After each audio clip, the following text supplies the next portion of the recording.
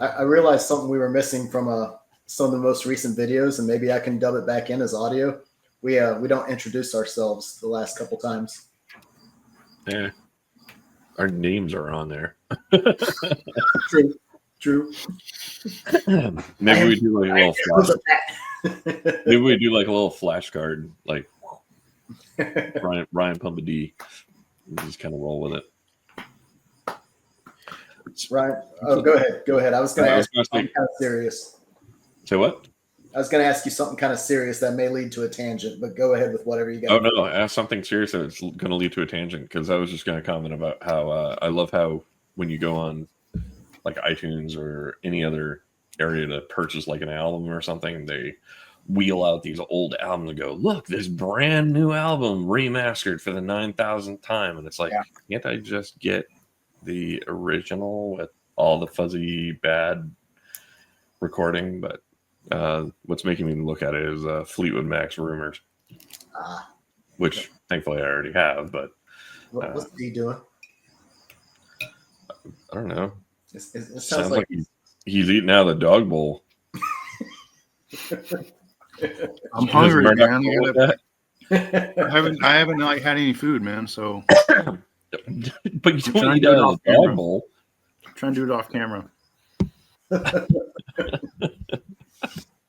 Sorry, everybody. This is about as professional as it gets this week.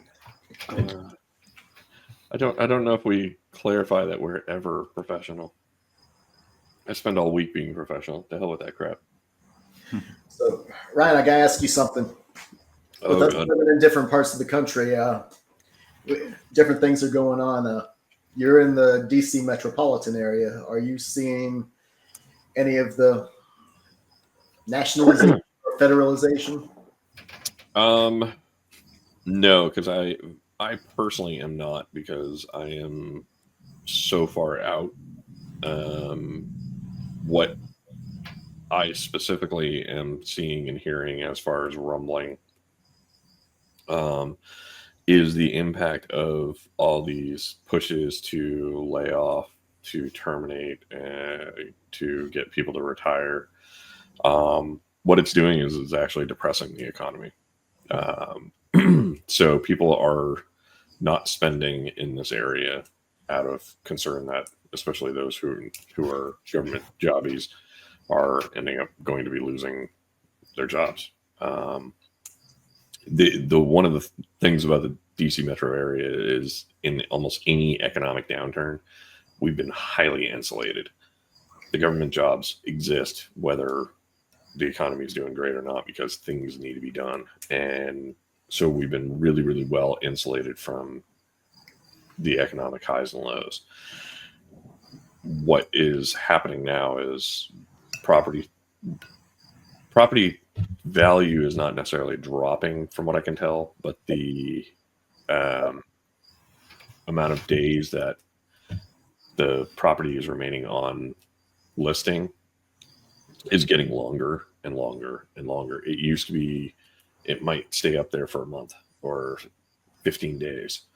Now they're saying, oh, well, we have things that are up there for 35 days or 45 days. So things are hanging out longer as inventory is out there. And that's even with the big corporate purchasers going around and, cleaning out and buying up all the properties and then turning them into rentals.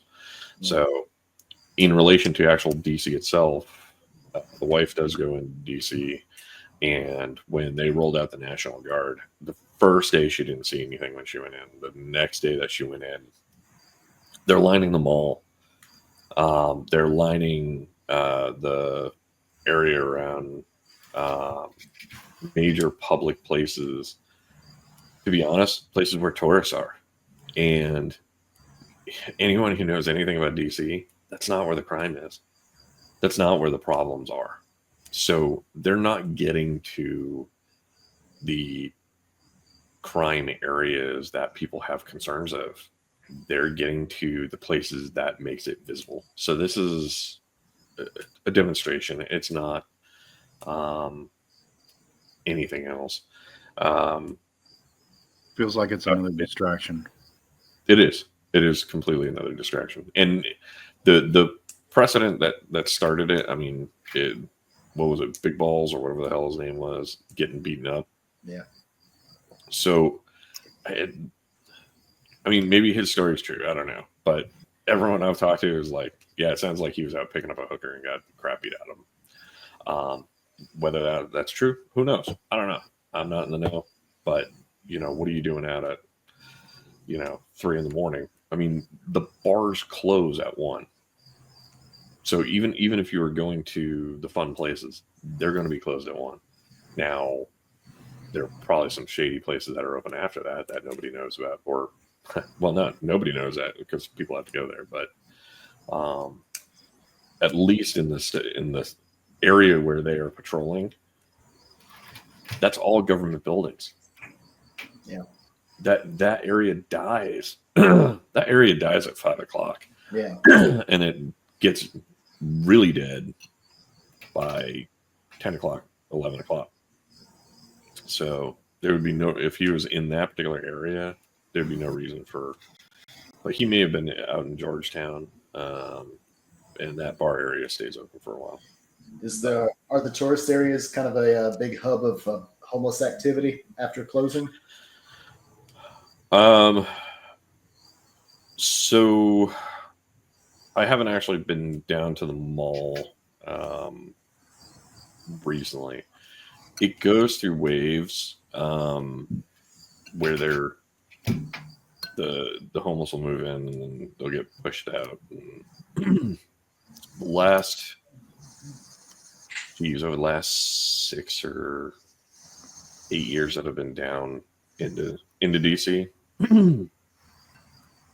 there are areas, but again, that's not the areas that they're patrolling. Yeah. We're even seeing it push out into the suburb areas on the Virginia side and on the Maryland side.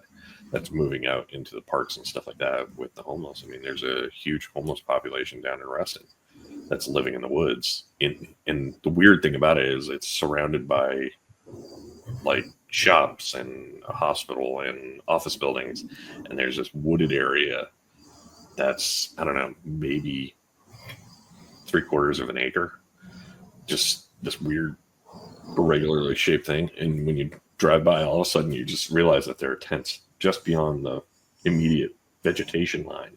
Yeah, but that's kind of the same thing down here too.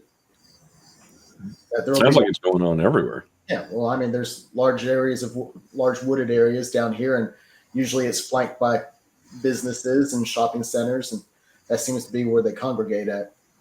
Understandably, because I mean, going through trash and customer traffic, that's where items are going to be. That's where food's going to be. Well, and if you're going to go to work, I mean, some of these people are working homeless, and if you're going to be going to work, and you're in that situation, you might as well live as close to where the work is. Yeah. Because you likely don't have a car either.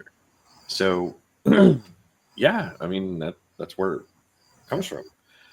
Do you guys ever see the Simpsons episode? It was one of the Halloween horror ones where Bart ends up having a twin. He had a Siamese twin, and Dr. Hibbert determines that one of them's the good twin, the other one's the bad twin.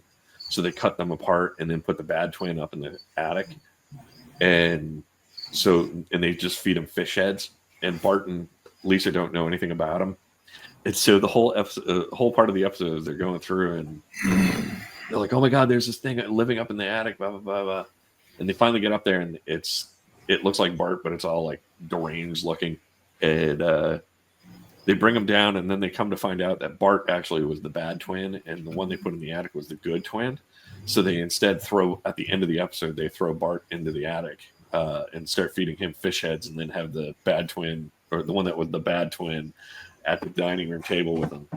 I want to say it's like the first Halloween Treehouse of Horror episode. It's one of the early ones. Yeah.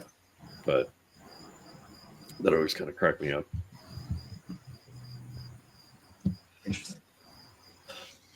Interesting. That's what you give me. Interesting. No, it just makes you think for a second. What if it's the old what if roles were reversed? Are we a product of our society? Are we a product of our upbringing, our actual upbringing, or are we a product of our genetics? I would argue all three. Is capitalism contributing to the decline of your mental health? Is capitalism? Yes. I think it's assisting in the decline of everybody's health. I think capitalism is part of the society, if we're going to go that route. I think the part that drives me nuts, probably the most, is absolutism. That it's got to be capitalism. It's got to be democracy. It's got to be socialism. It's got to be communism. It's got to be whatever ism that everybody's jumping on the bandwagon. It has to be all that. Why can't we have a capitalist economy with a socialist government? So the economy runs in a capitalist manner.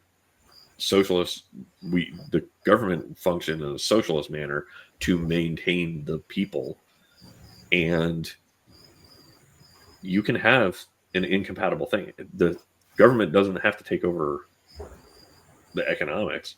All they have to do is make sure that if the economics is making Google's money, great. That means more money funneled into the government to help keep the people healthy and happy and wise. Cool. But instead, we reject it, and we have this weird amalgam. I don't know if you saw. Oh my God, there was a interesting thing out there where Trump was requesting 10% stake in NVIDIA, a 10% government. It's Intel. Huh? Intel. Was it Intel? Okay, I thought it was NVIDIA. Why is the right not flipping out on this? Why is MAGA not losing their absolute mind on this? That is 100% communism. That is not socialism. That is actual communism. Why are they not going crazy? Because when the government starts owning private companies and mandating that they own private companies, we have gone into the communist realm. We are no longer capitalists. And they keep screaming, oh, we're capitalists. We're not a democracy. We're a republic, blah, blah, blah, blah, blah. What about that? And if we're doing that, why are we not doing that with the oil companies who we keep saying it's so important to our national defense that we need to protect ourselves? They should be the first ones lined up that we should be owning a 10 or 20% stake in. And that oil should be going into our reserves immediately.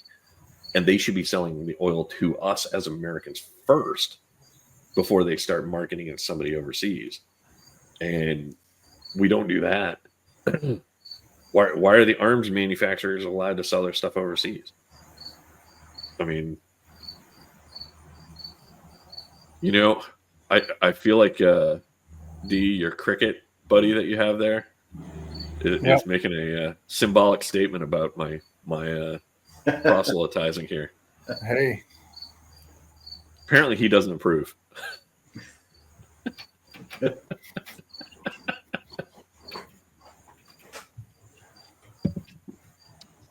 Maybe the whole silence on the MAGA front is the risk versus reward that you're bringing up. Could be, or the concern that they are in a cult. Yeah, inability to identify that which they stand against.